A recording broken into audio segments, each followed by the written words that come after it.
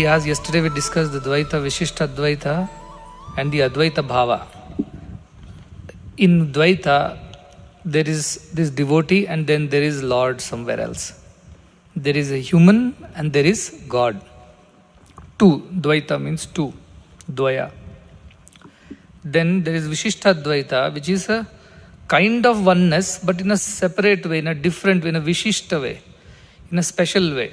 Oneness is there, is Advaita only, there is no two. Dvaita means two, Advaita means no two. But in a special way, no two exists. That is Vishishta Advaita. And then we talked about Advaita, where there is no concept of two, there is only one that exists. So what is this? Can you explain further, if somebody has asked? Because it's a very important concept. And it's very, very important from the point of view of understanding the continuation of KATHOPANISHAD. After the war, everything was over, Hanuman was asked by Sri Rama, "Who are you?" in front of the whole Sabha. Not that Rama did not know who Hanuman was, not that Hanuman did not know who he was, not that people around did not know who this Hanuman was. Everybody knew. But when a master asks a question, seemingly very obvious question, yet he asks, "Where have you come from? What is your name? Who are your parents? What is your goal of life?" You should not take it at a very physical level. I have come from Chikkabalapur, or I have come from Bangalore, my parents are so and so, my goal of life is to become engineer, a doctor or a teacher. Much deeper these questions are to be meditated upon. So when Sri Rama, knowing very well who Hanuman was, he fought a war with him, asks Hanuman in front of everyone, "Who are you? Kastvam?" And then Hanuman replies, "I am Hanuman, the son of Anjana, Vayuputra, and I came with you, fought the war, and jumped across." He didn't reply all these things. What did he reply? He says, "Deha buddhya dasoham." When I think I am this body, I am your servant. Jiva buddhya tvadamshakaha. When I believe that I am Jiva, then I am a part of you, amsha of you. Atma buddhya tvamevaham. When I think I am the Atman itself, I am you only, there is no difference. Iti me nischita matihi. This is my confirmed belief, not confused belief, maybe, may not be. Absolutely no, there is no confusion. He says, I am very clear that this is what I am. When I think I am this body, identify myself with the physical body, I consider myself as your servant. So body with the indriyas and the mind and chitta and this buddhi and the ahankara, that this is the body, all these together, when they are there, I only am thinking about these, then I simply think that I am your servant. But when I go a little deeper and I feel the presence of the divinity within me, I feel that there is some kind of a Atman or Jeevatman inside me. Like yesterday I said, when you see the reflection of the sun in the pot. So when he sees that, he says, I am a part of you, Rama. I am not separate from you. But when I look up and see the sun, then I know that I am the sun. I am neither the pot, nor the water, nor even the reflection. I am the sun alone. So I believe that I am you. There is no doubt about it. So this is a simple formula to remember Dvaita, Vishishta, Dvaita and Advaita. Dvaitins believe that I am this body with the mind and I have to worship God and reach Vaikuntha, Kailasha, Brahmaloka, wherever. Because that's where the Lord resides and I have to go there. Whereas Vishishta Advaita people there say that not only there, Lord resides everywhere, but also resides in my heart. And therefore I can find God within my heart. How? By constantly meditating upon it. That principle of divinity which is within me. So like the sunshine or this reflection of the sun in the pot.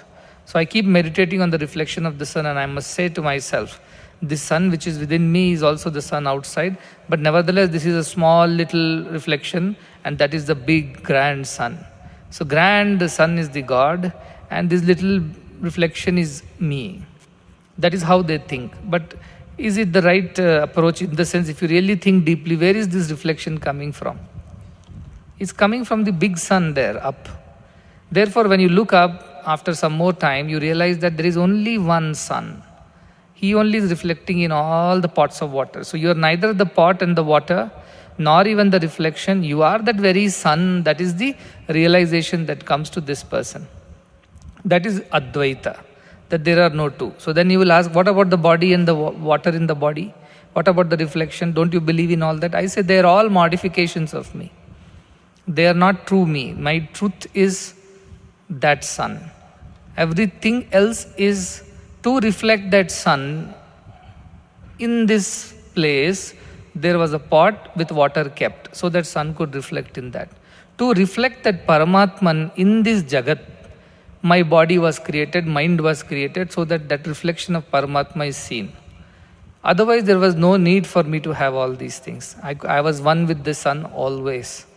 If you look deep down, what sustains this entire earth? Is it the food that grows? Because we eat the food, then space, water. But all this is dependent on whom? One sun only.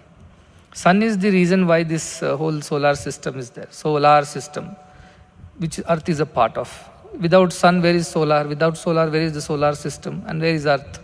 So it's sun's gravity and tejas, its light and heat, that keeps life going on earth. That keeps earth in its position. It revolves and goes around sun. All this is because of the gravitational force between sun and earth. We all know that. Otherwise, if there was no, and that gravity is the natural ability of sun and the earth. So the reason behind why the solar system exists is not earth, it is sun. Likewise, the reason behind why this Jagat exists is God alone, Brahman alone. Everything else is reflection, reaction, resound of that same Brahman. It may look like the pot and the water and the little sun in the pot of the water. They may all look like different things. But without that original sun, there would not have been earth. So there was no clay, there was no pot, and there was no water. Nothing was possible without the original sun up there. So even in the very physical sciences point of view, if you see, without the sun in the solar system, earth could not have been there. And if there was no earth, where were you and where was I? Nobody would have existed. So in a physical science also, it is very clear that it's one sun which is the reason why earth exists. And because earth exists, water exists in that, and clay exists, and therefore a pot exists, and therefore the reflection exists. But for all these things, when you go deeper and deeper, you realize the reason is the one sun alone. All believe one God alone is there. As I said the other day, we had somewhere there was a conference about unity of all thinking, that only one God exists. So the conference got over, everybody said, yes, there is only one God, they unanimously agreed. And then they started fighting with each other. So the chief guest asked, what is the reason you are fighting? Just now we agreed that there is only one God. Muslims also said one God. Christians also say there is only one God. Hindus also say there is one God. Then what is the fight about? Now the fight is, which God is that one God? Hindu God is the one God, the Muslim God is the one God, Christian God is the one God. Again confusion begins. Which reflection in the pot is the real reflection? My part's reflection is real, your part's reflection is real, third part's reflection is real. There the fight begins again. So this idea that there are different reflections, therefore there are different suns, is an illusion. That is why I was going on taking so much time to emphasize that Jeevatma is a concept which has been brought in order to understand a higher concept of Paramatma. We who are so used to having a body, so used to identifying ourselves with this body, find it so difficult to imagine ourselves without a body. Very difficult. As I say, a small rat will think God is a big rat. A small cat will think God is a big cat.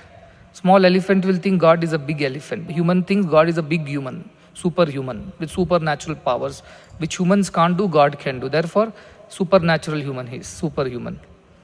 But that is not the idea. However, it has been allowed, this idea has been allowed in order for us to develop some understanding. Like a child cannot understand that sun does not rise and set. If you take a child and tell there is nothing like sun rises and sets, sun is steady, earth is the one which is rotating. He said, but earth is not rotating, I am standing here, I can't see earth rotating. What are you talking? But I can see sun rising and setting. He doesn't know that by the time he slept and woke up, the earth had turned 180 degree. But when he wakes up, he says he thinks he's at the same place in the same position. He doesn't feel that he has turned with the earth. So how to explain to that child? So our primary school teachers will tell, listen, this is east direction, that is west direction, and how do you identify? Sun rises in the east and sets in the west. To that extent only this Jeevatma concept is. But without understanding this Jeevatma concept, you can't understand this Paramatma concept. It's step by step by step. First you learn numbers, then you learn addition, subtraction, division, then you slowly go do equations, then further you learn concepts like calculus, limits, and then you go further and do some abstract mathematics, topology and things like that. See, the idea is that you can't just go to topology straight away. You will get confused. You don't understand dimensions, you don't understand coordinates, you don't understand limits. How do you do all these things? So you have to go step by step by step. So Kathopanishad is taking us step by step. Vajashrava believes in Dvaita. That I have to do rituals and I have to go to heaven and God will bless me with whatever I am offering to God. They are Dvaita Bhava only, that is.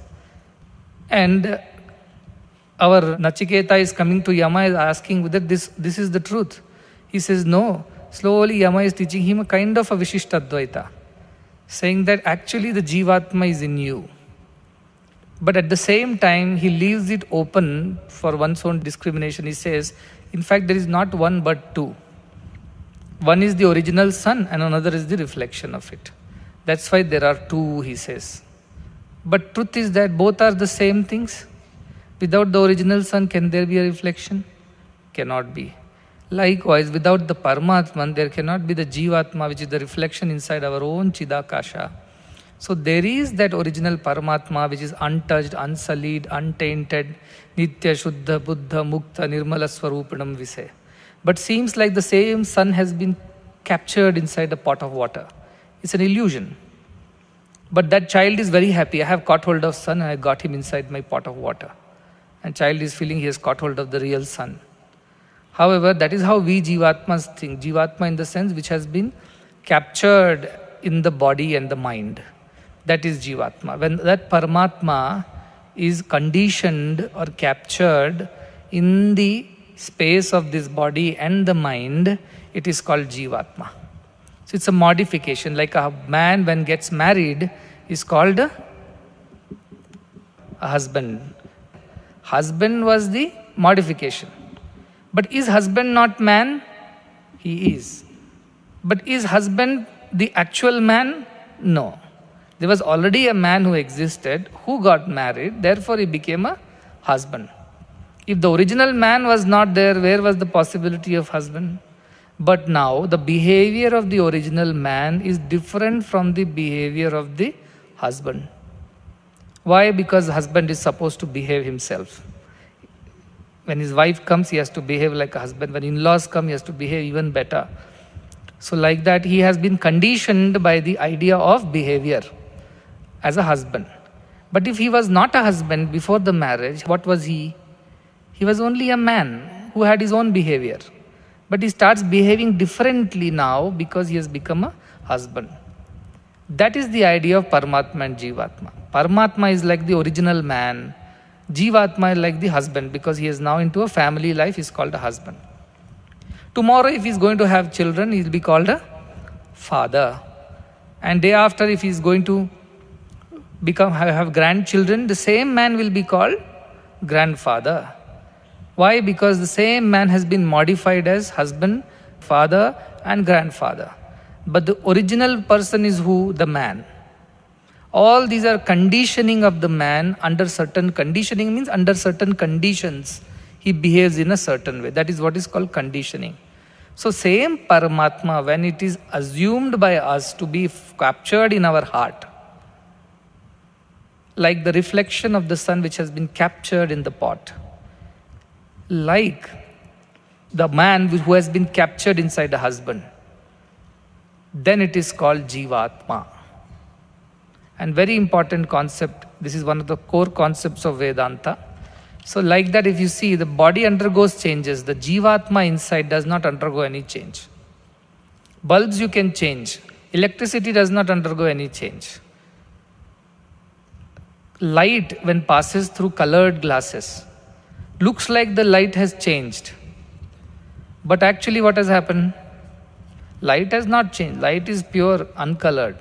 Because it has passed through a red, green, blue, yellow, orange glass, so it looks like the light has changed. See, this is the example where electricity passing through different colored bulbs looks like different colors. Can we say electricity has become blue in this and yellow in that and green in the one and the red in another? We cannot say that, but it appears it has become like that. When electricity went to this bulb, it became blue. So electricity is a blue electricity, somebody will say. I got a special electricity from electricity board today, it's a blue electricity or red electricity. That is imagination. Likewise, light, when it passes through colored glass, light having no color suddenly appears to form colors. So one side light is coming as red, next pane light is coming as green, next pane light is coming as yellow. This is the idea of conditioning. When that pure light passes through a condition, it gets conditioned. Upadhi, it's the Sanskrit. Aupadhika, this is called. It gets conditioned to look different than what it originally is. This is the idea of Jeevatma. The Paramatma is like the water, the body and the mind that we possess. Somebody has pure mind, somebody is very agitated mind, somebody is very unkind, somebody is very compassionate. Because of that, the Paramatma appears to become a Jeevatma who is very kind, Jeevatma who is very compassionate, Jeevatma who is very rude, Jeevatma who is very unkind, unruly. Similarly, I said like electrical gadgets are there. Same thing passes through a refrigerator, output is heat or cold. Same thing passes through a washing machine, output is clean or dirty. Same thing passes through any other equipment, a phone or whatever. Same electricity, when it passes, it appears as different things. It does different roles. Likewise, the same Paramatma, when it manifests through the person, is called Jeevatma. So all these bodies and names and forms are all illusions. Illusions means it's an imagination that God has become brown color, green color, or like God has become a Negro, God has become a Caucasian, God has become a Asian, God has become an American, a European. All these are our concepts of God. The Paramatma has not changed. The skin and the body in which the Paramatma is manifesting has changed. Therefore, a bigger pot does not have a bigger sun, a smaller pot does not have a smaller sun in it. Sun is same, but our differences are external, and that is the concept of Jeevatma. You get that point? Now, how to attain that higher idea that we are not the Jeevatma, we are actually Paramatma only? You have to get out of this conditioning. It means what? Open the bottle, pour the water and see which color it is. And then you know, yes. So you have to go deeper inside, investigate, find out the truth for yourself. That is what is Brahman Anveshana Mana. The one who investigates into Brahman slowly, gradually gets closer and closer and closer. It's also called Ekatma Pratyaya Sara, taking that one thought and going back all the way to trace the origin.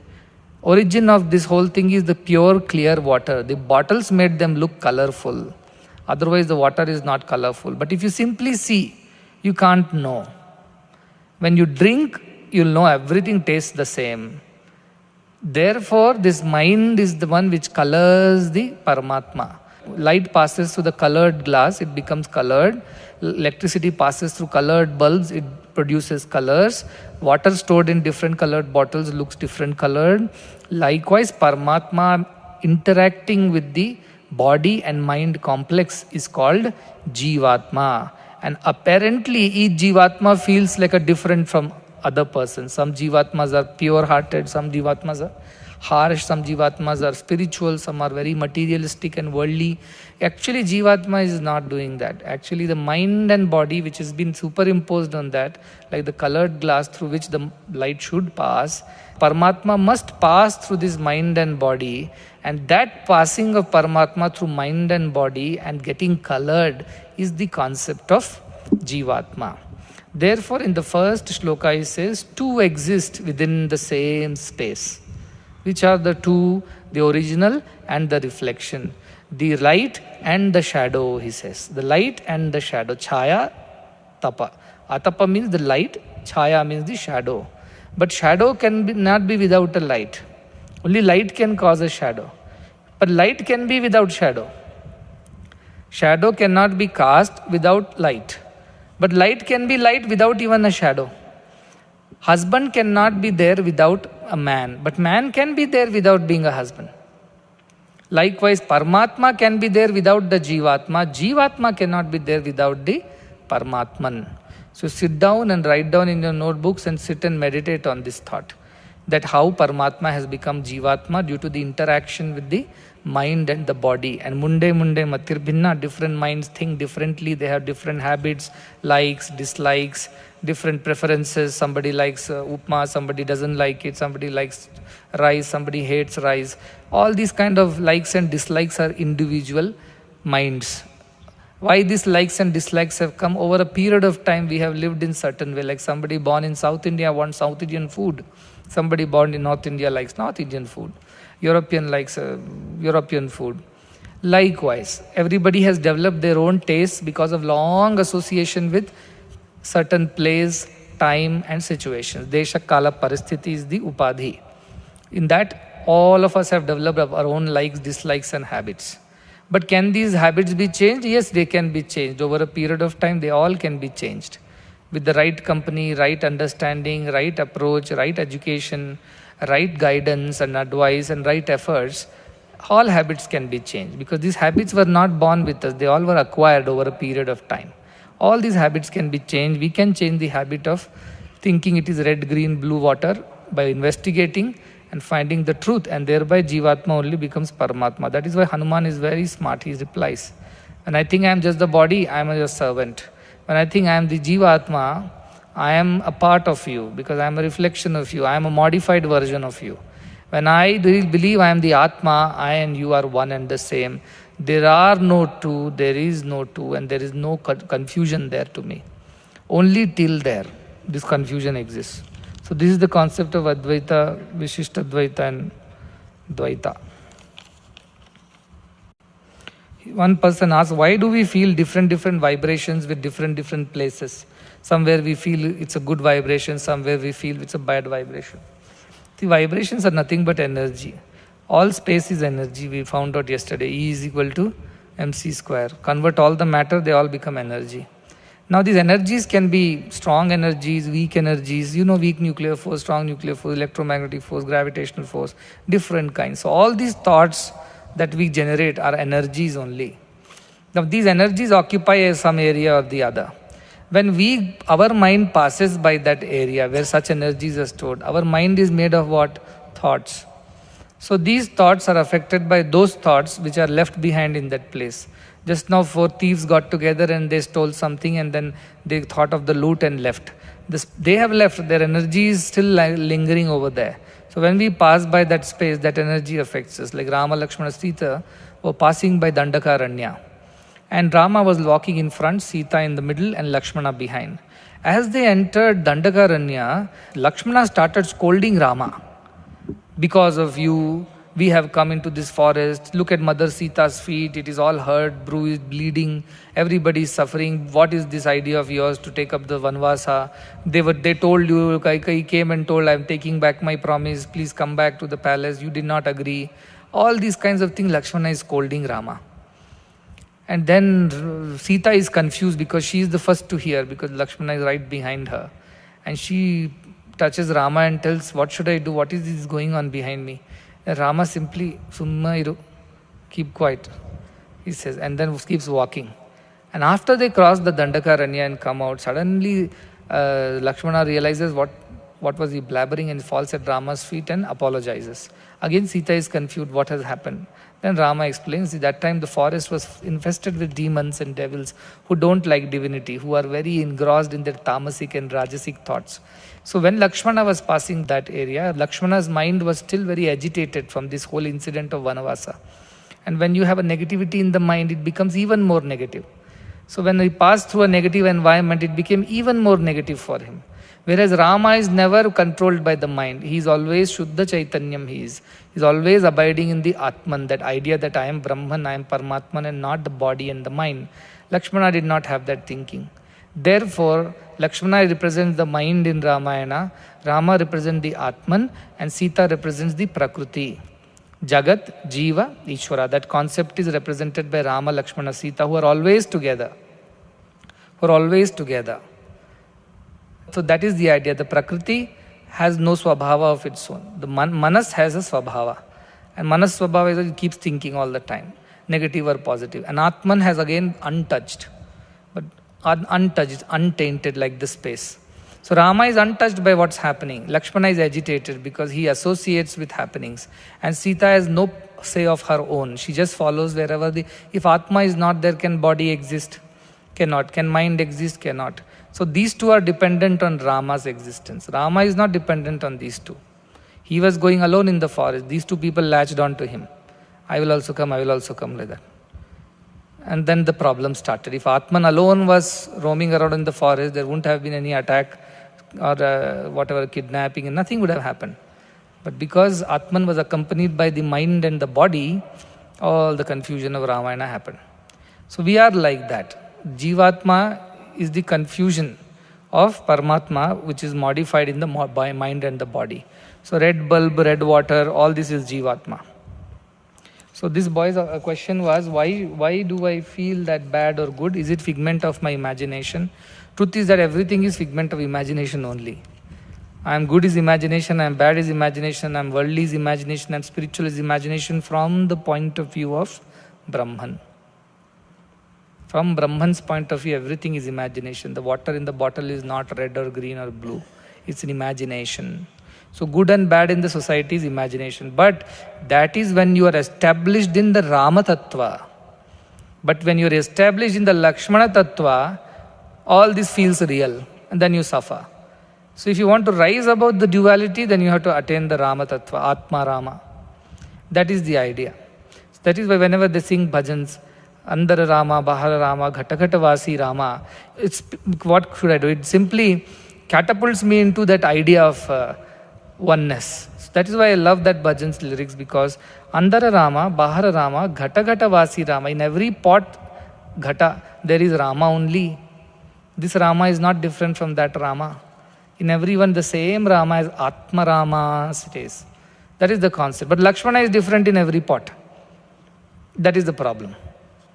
So, this is actually an imagination. Good and bad is imagination. At the highest level, it is imagination. But when you have not reached the highest level, then you have to deal with the world. That is why Advaita Darshanam Jnanam. Only you will know the truth when you become the truth. There is no other way of knowing the truth.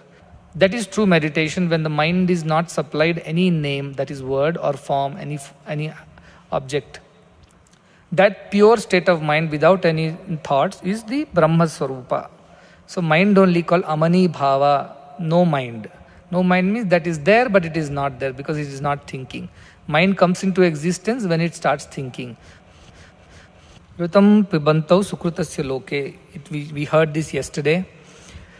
That this inevitable reaction or the karma phala is ritam.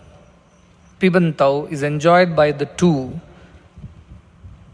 Sukrutasya loke, whatever is done in this world, the action or results of it is inevitable and it is enjoyed by two. And both of them have entered the secret cave, the space within one's heart. Parame parardhe, ultimate abode, they have entered and hiding there. And how are they? Chaya tapau. They are like shadow and the light. They are like the object and the reflection. It means one is dependent on the other. That is the idea. And very different from each other. The understanding of Jiva is captured, bound, finite. The idea of Paramatma is infinite, unbound, free. So they are two different from each other, they are opposite to each other, yet they live together. In where? In the space within the heart. That is the Chidakasha, in your awareness space. There is a physical space, action space, mental space, thinking space, and there is the awareness space. In the awareness space, these two reside. You can only know them by awareness, not by thinking, not by acting. So these two people are hiding there and everybody tells about them. Brahmavidas also tell that. Panchagni people also tell that. Trinachiketa people also tell that these two exist within. They seem to enjoy the fruits of all the actions, the fruits that are inevitable. So they are enjoying this, that's what they are saying. And we explained yesterday that one is Jeevatman like the shadow, another is Paramatma like the object or the light. And they both seem to enjoy the fruits of the actions at the end of it. That is the imagination. That we'll come to know more about it. The next sloka. Ya seturi jananam aksharam brahma yat param abhayam titirshitam param nachiketam shakemahi. So he says, this is like a conclusion on whatever has happened so far. So Yama is telling Nachiketa, Nachiketam shakemahim. Shakemahim means we have understood. We have been able to know about what Nachiketa Agni, the Agni that has to be performed, which is like the Setuhu, like the bridge. For whom Jananam, the people who perform sacrifices, bridge towards what? Bridge which takes you where?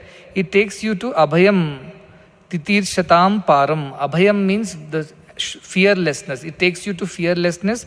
Titirshatam, the shore. Even at the shore, it takes you to the shore and to the fearlessness. What does that mean? Also, it says that we have also learned the other aspect of Aksharam Brahma Yat Param, that which is ultimate Akshara, indestructible Brahman. About that also we have read. So two things we have learned so far. One is perform Nachiketa Agni and go to the shores of fearlessness. In the sense, all the fears of I am going to die, I am going to be poor, I am going to be suffering, I am going to be old, all these fears are destroyed when you perform Nachiketa Agni and go where? All the way to that Virata level of your existence, beyond the Swarga Lokas. You go there. That is one thing. Other thing we also have learnt is Aksharam Param Brahman. For both we have learnt how to use various things. Nachiketa Agni takes you to the highest of the heavens or beyond heavens, and Om as the Aksharam, Parabrahma, takes you to the understanding of the ultimate formless reality. Now we have learned both of these things is what Yama is concluding, that we have studied so far, we have learned these two things, and also he introduces the concept that who enjoys the result of whatever we do, either we perform Nachiketa Agni or we do the meditation on the Akshara Parabrahma, who enjoys these two? He says these two people enjoy, who are hiding inside the heart. And one of them is the Jeevatma, which is the modified, conditioned Paramatma, and other than that is Paramatma itself. In fact, there are no two, there is only one. But it is like, appears to be two, like the object and its reflection. If you go inside a room and there is a mirror, and you suddenly see one more reflection in the mirror. Now if you eat, the reflection also eats. So how many are eating? Only one is eating, but appears as two are eating. So that is the idea of Jeevatma Paramatma. That appears like both of them are experiencing the results of all the actions. In the sense, whatever is being done by the body and mind, they both are experiencing it. Truth is that both of them don't eat anything. They appear to eat. This is our imagination. When we put Naivedyam in front of Krishna's idol, you think Krishna is eating all that Naivedyam? No, we believe that it's been offered, so he'll be eating. He'll enjoy this. So physically nothing is happening over there. But it is a concept that we have developed to believe that Krishna would enjoy if we offer. Like that, all the actions that we do, we believe that the God who's sitting inside is enjoying all these offerings of our actions through mind and body. So this is the idea, but actually no, not two people are there, only one is there. And even if we imagine one is eating, the other is the reflection which seems to be eating. But truth is that only one is there inside, one only is experiencing or witnessing all that which is being done.